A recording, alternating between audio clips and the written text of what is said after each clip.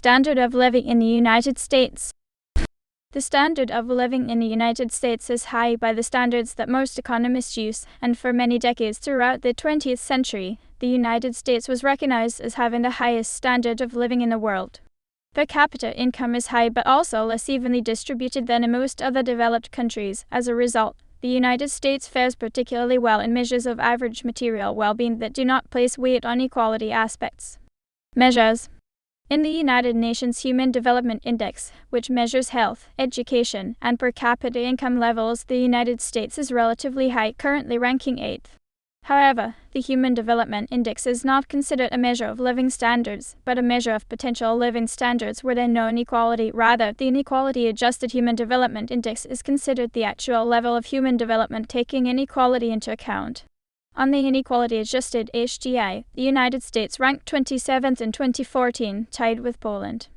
In 2013, the Economist Intelligence Unit's Where to Be Born Index, which takes into account material well-being as measured by GDP per capita, life expectancy, political stability, the quality of family life based on divorce rates, community life, crime and terrorism rates, gender equality, the quality of governance, climate, and unemployment rates, ranked the United States at 16th place, tied with Germany. The OECD Better Life Index, which measures quality of life according to 11 factors, ranks the United States as 7th among 34 OECD countries. The homeownership rate is relatively high compared to other post-industrial nations. In 2005, 69% of Americans resided in their own homes, roughly the same percentage as in the United Kingdom, Belgium, Israel, and Canada. In 2007, Americans enjoyed more cars and radios per capita than any other nation and more televisions and personal computers per capita than any other nation with more than 200 million people. Changing over the past. In colonial America, the standard of living was high by 18th century standards. Americans could choose their diet from a diverse range of plants and animals from Europe and the Western Hemisphere, and this, combined with favorable weather conditions, ensured that Americans never had to deal with harvest failures. There was little exposure to epidemic diseases and low wealth inequality, ensuring that even the poor were well-fed. Historians have used height to measure living standards during this time, as average adult heights can point to a population's net nutrition, the amount of nutrition people grew up with, as compared to biological stress, which can cause lower heights in adulthood, stemming from things like food deprivation, hard work, and disease. According to military records of American and European men, Americans were on average 2 to 3 inches taller than Europeans. Average height showed little change until the second quarter of the 19th century with the Industrial Revolution. The growth of canals, steamboats, and railways, as well as the public school system, mass immigration, and urbanization increased exposure to diseases. Food prices rose in the 1830s, and industrialization brought along with it growing wealth inequality and business depressions that further worsened the situations of the poor. As a result, average stature and life expectancy declined, and only rebounded from 1910 to 1950 as incomes rose, urban conditions became less crowded, and public health measures were put in place. From the 1930s up until 1980, the average American after-tax income adjusted for inflation tripled, which translated into higher living standards for the American population. Between 1949 and 1969, real median family income grew by 99.3%. From 1946 to 1978, the standard of living for the average family more than doubled. Average family income in real terms more than doubled from 1945 up until the 1970s, while unemployment steadily fell until it reached 4% in the 1960s. Between 1949-50 and 1965-66, median family income in constant $2,009 rose from $25,814 to $43,614, and from 1947 to 1960, consumer spending rose by a full 60%, and for the first time, as noted by Mary P. Ryan, a majority of Americans would enjoy something called discretionary income, earnings that were secure and substantial enough to permit them to enter sectors of the marketplace that were once reserved for the affluent. In 1960, Americans were, on average, the richest people in the world by a massive margin. During the 1960s, median family incomes increased by over 33%, while per capita expenditures on recreation and meals grew by over 40%. From 1959 to 1969, median family income in $1984 increased from $19,300 to $26,700. By 1969, 79.6% of all households owned at least one car, 82.6% owned a refrigerator or freezer, 79% owned a black and white television set, 31.9% owned a color television set, and 70% owned a washing machine. Leisure time also increased. By 1970, it was estimated that the average workingman in America had 140 days off work each year. U.S. work hours fell by 10.7% between 1950 and 1979, though the decline was still around half that of Western Europe. In 1980, the American standard of living was the highest among the industrial countries, according to the OECD.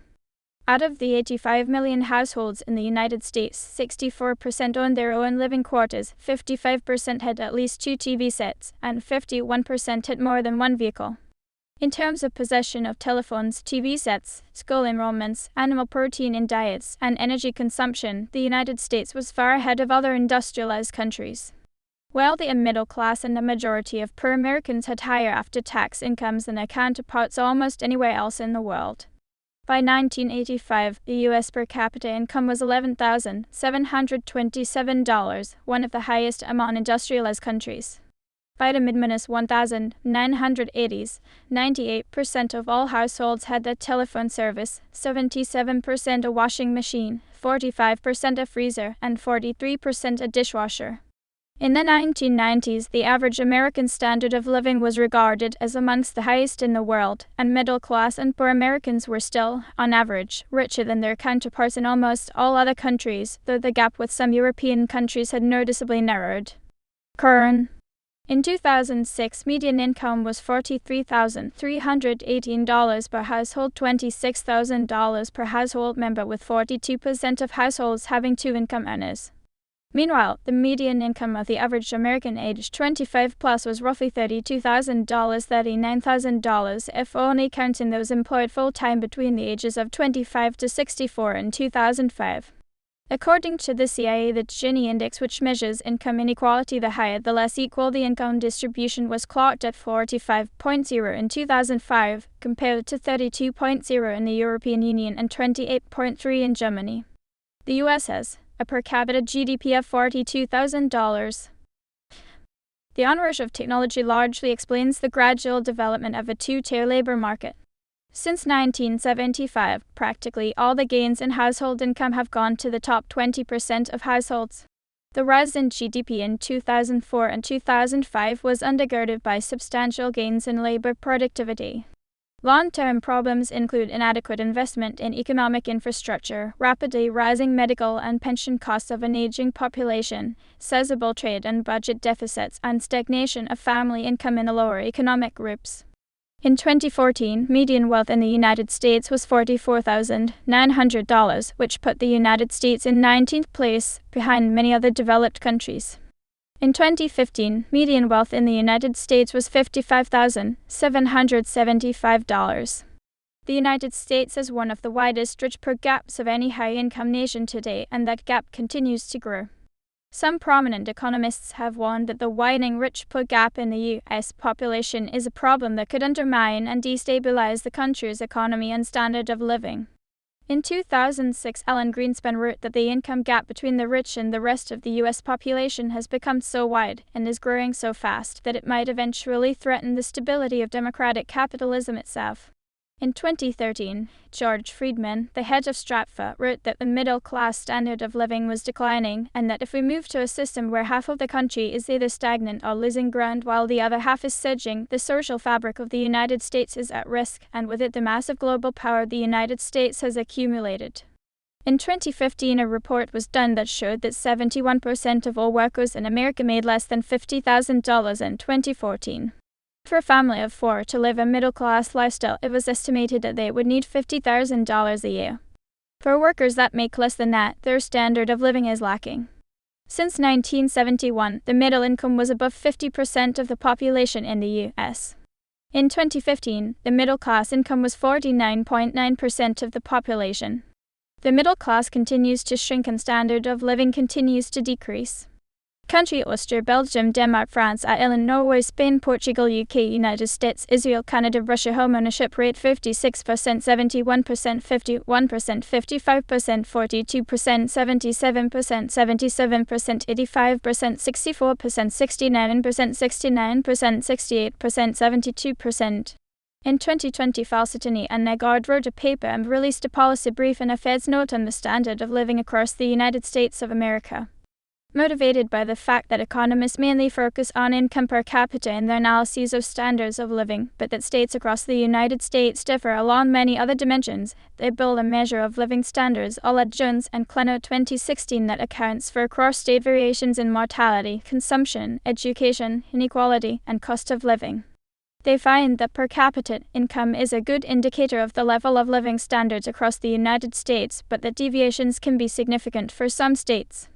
They also find that the level of living standards in most states appears closer to the level of living standards in the richest state, Connecticut, than the difference in their per capita income levels would imply. In particular, the measure highlights that high-income states benefit from higher life expectancy, consumption, and college attainment, while low-income states benefit from lower cost of living. The state with the highest living standards according to their measure is Minnesota. Finally, Falsitany and Negard conclude by analyzing whether and how living standards have been rising across the United States between 1999 and 2015. They find that every state has experienced a rise in living standards, but that states differ significantly in how fast their living standards are rising. They find that the main reason for the difference in how fast living standards are rising across the United States is due to varying gains in life expectancy, consumption, and college attainment in the different states. This is a cautionary tale for economists using per capita income growth as a proxy for how fast living standards are rising in any given state in the United States. In fact, Falsitany and Negard find that per capita income growth is only weakly correlated with how fast living standards are rising, and deviations can be significantly large. International rankings. Index Rank Human Development Index 17th out of 189, Pop GDP per capita 9th out of 183, the GDP nominal per capita 8th out of 183, Where to be Born Index 13th out of 71, Human Poverty Index 17th out of 19. Social class. Standard of living in the United States varies considerably with socio-economic status. The table below gives a summarization of prominent academic theories and the socio-economic stratification of the United States.